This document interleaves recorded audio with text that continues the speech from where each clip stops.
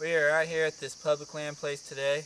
We're here because Jason decided, he goes, hey, you get off at midnight. Why don't you go up there at 8 a.m. with me?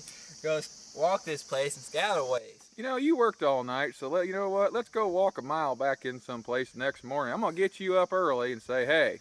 And I just did that because I don't like you, right? Makes sense. Access is critical, I think. Got my medicine.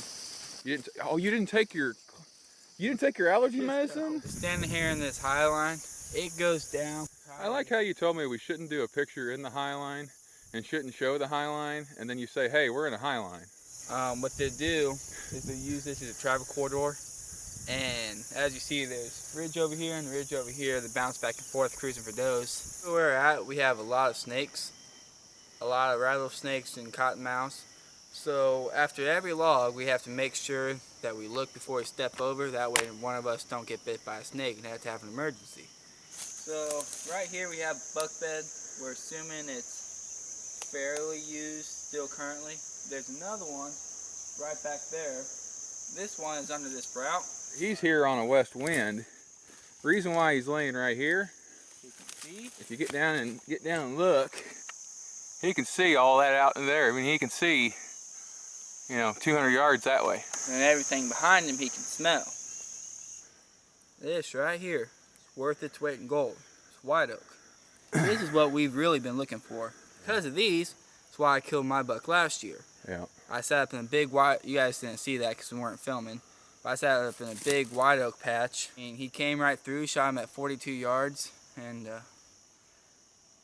Okay. Yeah. We'll relive that story a billion times, I'm sure. What we found was a place that he really wanted to set up, and then found it right here next to this tree right here. A white oak that's already been eaten. So they've already been dropping, they're already eating on them, which is a really good sign, because Jason plans to set up on that tree right there as of right now. Which means he'll be, I don't know, 3 yards, 4 yards from the main path.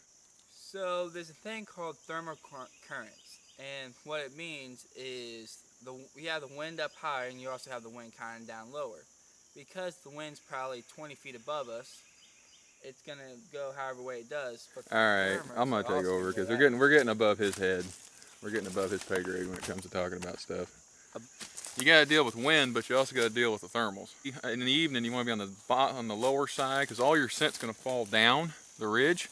So you want to be on the kind of the lower side of the ridge. In the morning, you want to be on the top. But what I like about this is if I got a northwest wind, which would be from that direction up through there, the wind's gonna take my scent that way. But as it gets cooler, the thermals are going to want to take it right down that branch down through there. So this is a really good spot to set up on a northwest or a west wind. Note the mysterious Jason as he marks the stand that he would like to hunt. This would be more rut than it would be early season. There's trees right here. Okay, so the biggest thing we want to make sure we don't do is spook all these deer. One of the most important things is accessing it without blowing your deer out. You now want to go through that thicket. We'll go around it back to the west. We'll come back in. We'll probably hunt this on a northwest wind. So all of our scent is going away from the bedding areas.